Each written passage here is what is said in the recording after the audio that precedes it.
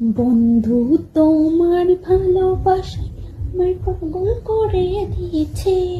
হ্যাঁ, ভালোবাসায় এত পাগল করে দিয়েছে যে বন্ধু আর বান্ধবী মিলে দুজনে বসে বসে একসাথে তাল ছিঁড়ছে।